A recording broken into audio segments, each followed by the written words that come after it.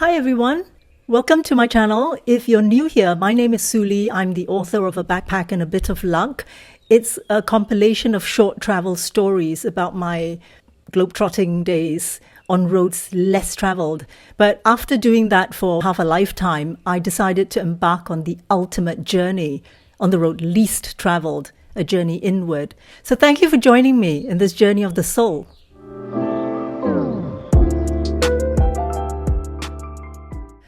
Today I want to talk about a family that I know. I'm not very close to them, but I've remained in contact for quite a few years because I see abuse in that family, abuse of a child who is the scapegoat. So I'm going to use fictitious names. The mother is the leader of the family. Let's call her Nancy. Okay, she is very driven, very ambitious. She's always on the go, and everyone else has to be on the go with her. Go, go, go! Come on, do it now, now, now, now. She's that type. The husband, let's call him Richard. Richard is weak, very easy to control, and he's the enabler. He's not just an enabler. He's kind of odd himself. I mean, I've seen some quite odd things happening from him as well. There's also a golden child. Let's call him Bobby. Okay, so Bobby, the golden child, was about maybe 5 or 6 at the time that I noticed these things going on, and Julie, the scapegoat, is a few years older. So one day I was in the living room with Nancy and the golden child, and I noticed something really disturbing. The father, Richard, was in the kitchen with Julie, and he was touching her very inappropriately. I could see her discomfort, but there was also fear in her eyes. And that was when I decided that, I have to do something about it. Because I couldn't tell Nancy. She probably already knows. This is what normally happens. The main, I don't want to use terms like narcissist or psychopath or borderline histrionic cluster B. I'm not a clinician, so I can't diagnose and I won't diagnose anyone. But she shows quite a high personality trait of a narcissist.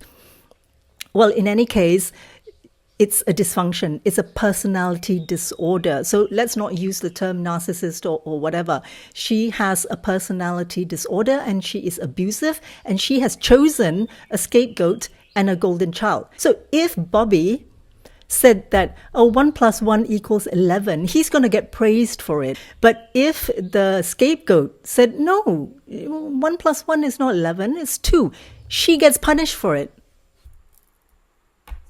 I know it's hard to understand. I know if you haven't been through this kind of toxic dynamic, you're not going to understand. But this video is for scapegoats to help them identify all the markers and to help them move on and decide what to do next. Okay? So when I saw that happening, I was really disturbed and I was very concerned. When I went home, I was trying to decide what I can do about it. Now, I know this journey very well. I know that it's not going to result in anything good if I confronted her, if I were to bring all this out. So I confided in a few mutual friends. Do you know what they said? It's something that I will never be able to tolerate again. They said, well, at least she has a roof over her head. She's fed and she's clothed and she goes to school. Listen, I want you to listen very carefully. Even an orphanage has a roof. Even an orphanage provides food and clothing and sends the children to school. What are you talking about? The next time someone says that to me, I won't be able to stop my fist from punching their face. So, the journey of the scapegoat is very lonely and it's very isolating. And it's because a lot of people don't understand. This is Malaysia, okay? In Malaysia, there is no such thing as emotional abuse. Sexual abuse doesn't exist in Malaysia. Nope. All our families are perfect. I want to help people identify different types of abusers and how they can get out of it, where to seek help. Okay. So back to this family, I left and I gave it a hard, long think. I was thinking at length. I wasn't going to report them to the authorities. The authorities are going to ask me, oh, are there any broken bones, any bruises? What proof do you have? No, but every time that I'm there, Julie is viciously mocked. And you know what's another thing that's disturbing? She laughs along with everyone else. That's because that's the only bonding she gets with them. And Bobby, the golden child, jumps on the bandwagon to mock her and ridicule her. And to, he also treats her as the scapegoat because he's encouraged to do it, because he's the little mini-me of Nancy. This is why I'm pretty sure that Nancy knows what the husband is doing to Julie. Everyone gets a free pass at treating the scapegoat like garbage, because if they didn't, they're the ones who are going to get it next. But we can't blame the golden child at that age to know what's going on, because they've been so manipulated and indoctrinated, because the golden child is usually the weaker of the two. But when the golden child grows up, he or she should have enough self-knowledge and self-reflection to actually see what happened and to at least make amends. And if they don't make amends, at least to acknowledge and to own up to what's been happening. But it's not likely, because they've just been too indoctrinated. And another thing that a mutual friend said is that, no, she's very concerned about Julie. She's always saying, I'm so worried about Julie. Bullshit. I call out bullshit, because that's a narrative she wants people to know. She wants people to believe that Julie is the mentally ill one. Julie is the problem child, the problem of the family. So she creates the story that she is very concerned about Julie. Incidentally, I know 2 other scapegoats. Trigger warning.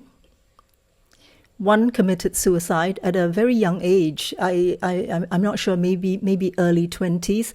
He was constantly victimized by almost everyone, by everyone in the family. He was family mobbed. He was always called the problem child. He was always called stupid. All sorts of names he was called.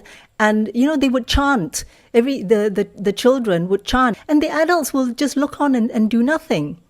Because you see, you can't catch the adults. They have already done their brainwashing and their manipulation of everyone else to victimize the scapegoat, so that they don't really have to do anything. They just sit there and watch with their popcorn, their metaphoric popcorn. So this boy, took his own life when he was in his early 20s. Everyone was silent after that. It's as though he never existed. Nobody talked about it. It's one of those family secrets, one of those skeletons that they stuff into the cupboard. I really wonder when the cupboard's going to burst open, Then there's another one who passed away also relatively young. Not 20, but relatively young by today's standards. He had so many ailments that the doctors gave up on him. The doctor said that every organ in your body has some kind of disease. And his lifestyle wasn't unhealthy, it was normal. But he had so many diseases. And one day his organs started shutting down one by one. And then one day he just passed away. There are no cuts and bruises and broken bones to show for it, because everything is internal. Invisible abuse. This is invisible abuse that nobody sees and nobody talks about. He'd been drinking their poison that they chucked at him for years and years and years. And he just absorbed it. He internalized it. And because scapegoats are mostly empaths and decent people, they keep it inside. They don't pass the buck to some other poor bugger. So they absorb it and they internalize everyone else's toxicity.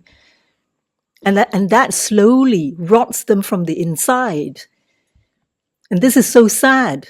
As for the mobbers, some of them may not realize it, but on some level they do. Do you know why? Because they get a payoff, because they get a reward in some form or another. And if they don't toe the line, they fear becoming the next scapegoat. So this is why they mob the scapegoat. They want the scapegoat to remain there as the trash can until he dies. So for those mobbers who do realize what's going on and who continue with this mobbing, you've got blood on your hands, you pathetic little cowards.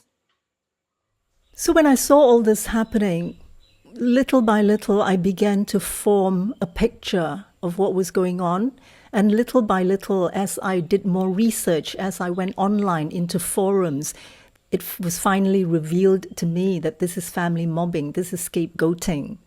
So when you see this kind of thing happening, what you can do, if you're the scapegoat, what you can do is to educate yourself more, go to therapy, find yourself someone who is knowledgeable on this.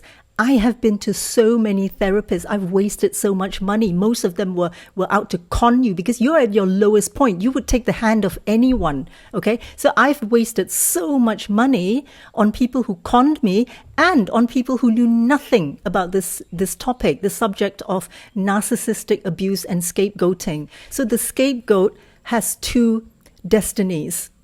The first one is, unfortunately for the two that I mentioned earlier, because they didn't have the resources to find out what was going on, somehow they just had very tragic endings to their lives.